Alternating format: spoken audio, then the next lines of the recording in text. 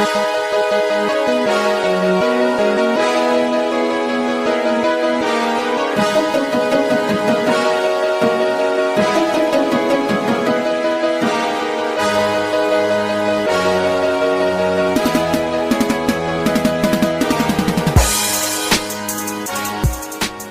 to this week's edition of the And One podcast with EJ. I'm your host, Ernest EJ Christian, coming to you as we lead up to New Year's. This is the last show of the year. Apologize for getting this show out a day late. Again, when you're doing the podcast this time of year with kids out of school, especially too, and the schedules get kind of all muffed up, I consider not even doing the show this week at all, but we got to get in. And look, it's only, 10, 15, maybe 20 minutes. It depends on how many things we'll touch on, though. We keep this short and sweet, obviously, on this podcast. Let's get to it. Let's get to it.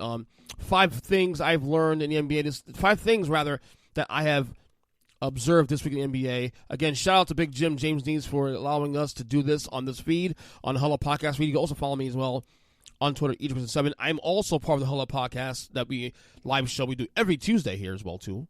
So, again, more than an honor and privilege to be part of the Huddle Up family here.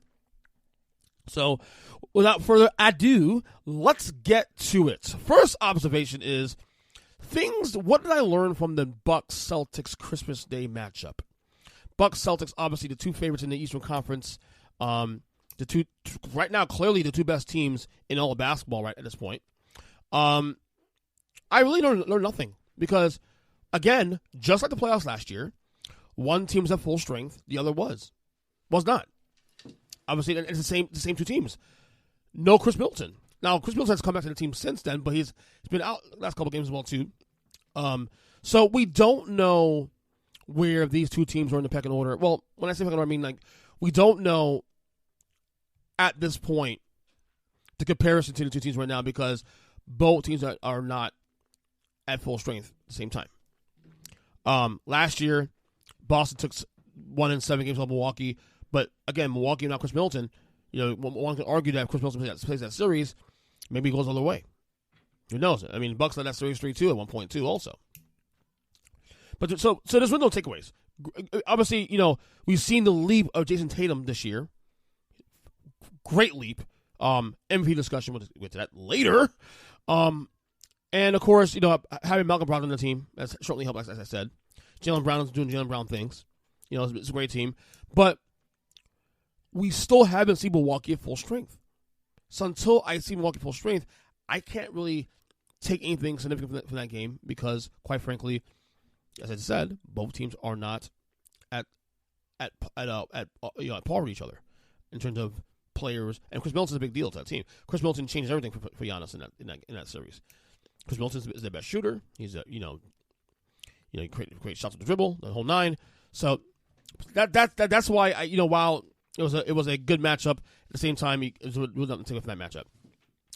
Number 2, the Western Conference is wide open, and it's as wide open as I've ever seen it.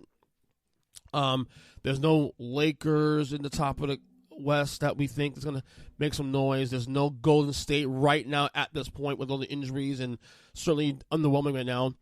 There's no San Antonio, obviously Tim Duncan. There's none of that. For the first time in ages, you can honestly say that any team in the West can viably win that conference. There's no more of a, Denver's playing well, but at the end of the day, Golden State. No, you can't say that. Because Golden State, even with Steph Curry healthy, was struggling. So, I mean, that's why if you say Denver, you say Memphis, you say New Orleans, if you say, I don't know, even Phoenix, even though I think their window's closed, you say those 2 teams, you won't sound foolish. So I think we should all appreciate this. The parity in the Western Conference is absolutely insane. So the Western Conference is as wide open as I've ever seen it in my entire life. And I watch NBA basketball 30 years now. All right, number 3, third thing I've observed this week. Are the Knicks a playoff team? Now, it's funny because I jotted this down about 6-7 days ago when the Knicks were on the roll. I think I won at that point, won 6, 7, 8 in a row. I can't remember what the streak was, but the streak hit a high number. And then since then, they've lost a bunch of games since then. Lost 4 in a row, actually, as we're recording. And I was saying, are the Knicks, are they a playoff team? Well, right now, I'm the number 7 in the Eastern Conference, at 18-17. And, you still have teams like Indiana behind who's playing well this year. You have Atlanta, who's kind of having their own mess, but you got to figure if they get their things together. Chicago also starts on the surge a little bit now. I still think they're a play-in team at best, but they're interesting to watch. I think Jalen Brunson's having a fantastic year. I was saying at one point before the losing streak happened that had the Knicks continue their winning ways, that Jalen Brunson could be a low-key MVP candidate. Obviously, that's not going to be the case now. He's been out. He missed the Dallas game especially, too, and they've been struggling. I don't think they're a top 6 team still. I think they're probably close to a play-in team. And if things play out their way, maybe they can get the top end of the play-in situation. But at this point, I don't look at them as a playoff team yet. I think, like I said, Miami starting to finally get it together a little bit. They won 2 in a row. Philadelphia's getting it together. Cleveland, Milwaukee, Brooklyn, all those teams. I just think that right now, you look at the East, the teams that are supposed to be at the top of the East are starting to, at this point, settle in, if you will. The Boston, like I said, the 6 teams I thought would be the best teams in the East are starting to finally figure things out. All right, number 4. LeBron James is frustrated again. Obviously, Anthony Davis is out for an indefinite amount of time. LeBron is now, another loss to the Heat last night here in town. I'm going to quote what he said last night on the after the game last night against Miami in his poem The Loss. He says, quote, "I'm a winner and I want to win. And I want to win and give myself a chance to win and still compete for championships. That has always been my passion. Playing basketball at this level is just not playing basketball. Just to be playing basketball is not in my DNA. It's not my DNA anymore." Now, that's the sentence kind of weird, not DNA anymore. You've always said you were never into that. You always want to win no matter what. Whatever. LeBron's frustrated, and he has the right to be. But, again, he's part of the problem, too. Okay, number 1. I mean, you're the guy that signed off the Russell Westbrook trade. Okay, you're the guy that did that. So, again, you can get mad all you want, but in the day, you're part of the problem. Okay? And, yes, I've been critical of LeBron, too, in this process. But I've also been more critical of Rob Pelinka, the general manager. This is the guy that just got an extension this past summer, okay, after last season's disaster, didn't improve the roster, knowing the issues of the roster, and still same problems this year. Again, Lakers started to figure out a little bit of things that, for a few weeks there when Anthony Davis went on the tear. But as we know, Anthony Davis, water's wet, sky's blue, he gets hurt all the time. Right now, they're 13th in the Western Conference. They're starting to fall apart again. At this point, is a play-in possible for the Lakers? Anything's possible. But, again, the Western Conference is so deep with teams right now that can at least get to the play-in situation that you need a couple of teams to start falling down the wayside. So, LeBron made his bet, unfortunately, man, for himself. And as I said it to you guys, a year ago, LeBron is done winning championships. That is over. Unless he goes to a team, I don't know, a New Orleans or a Boston, Milwaukee. I don't see happening for a record.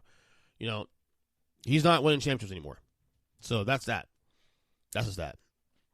Finally, my MVP ladder. I'm going to give my top 5 candidates MVP right now as I write this down. Because I didn't take a lot of notes to this show today. But my MVP list right now, as we are going through this fantastic season here. So I'm gonna give my top 5, and I think you can even go deeper, 6, 7 deep of guys that have legitimate MVP conversations here. 5 for me is Giannis Antetokounmpo. He's fallen in my list a little bit now, especially with this 4-game losing streak the Bucks have been on. Still in the conversation, obviously. I do think he needs to start, getting this team in order. They're not falling 3 in the East now. I know I get no Chris Middleton, I get all that, but the team is kind of slipped a little bit last couple games, so he's fallen a little bit in my rankings. Number 4, Luka Doncic. The only reason he's not higher is because of the fact that the team is only now starting to win some games. They won 4 in a row. And if Dallas could start moving up the rankings, up the ladder in the Western Conference, you have a conversation. You guys don't mind, I do take win-loss as a major factor in the MVP conversation. Number 3, Joel Embiid. He's kind of the underrated guy too, because for all the, and granted, James Harden's playing fantastic basketball as of late. Joel Embiid is the engine that could for that team. And the Sixers have been playing some really good basketball the last few weeks. Joel Embiid has been putting up solid numbers, and James Harden doesn't do what he does here without Joel Embiid doing what he's doing the last couple of weeks. So Joel Embiid's number 3 in my power rankings. I think of all the guys there, definitely the most underrated of the bunch here. Number 2, Jason Tatum. The Celtics did have a little bit of a streak last week, and then they have since then stabilized things here. Tatum's playing fantastic basketball. That performance against Milwaukee on Sunday, on Christmas Day, unbelievable performance by Jason Tatum. And number 1, the guy who right now, if the playoffs started today, they would be currently the 1 seed in the Western Conference, right? No, 2 seed right now. But type of 1 right now in the West. My friends, that is Nikola Jokic in Denver doing the damn thing. For him to win MVP, he has to finish top 2, maybe 3 in the West to be 3-peat. So that's just that. But we'll probably do these every few weeks, maybe every week. We'll see how it goes. But the MVP race, I think, is very deep. I think Zion in New Orleans also has a case there. Zion Williamson as well has a case there. So we'll see how it goes. Anyway, that is it for me this week. Like I said, short and sweet. Got about 12 minutes of podcast time in. Again, I'm your host, Ernest E.J. Christian. Again, guys, Happy New Year. We'll see you next year. Check out all my other work, of course. Number 1, I'm on Huddle podcast every week, every Tuesday as well. But my main shows, Ernest Egan Podcast, of course, first and foremost. My variety show I do twice a week sometimes. Was kind of taking a look, let off the gas a little bit because of the holidays. We're back strong next year. And then, of course, my my daily sports podcast, Ernest Egan Unfiltered, which is done almost every day, pretty much. So until then, guys, happy holidays, happy New Year, and we'll see you in 2025.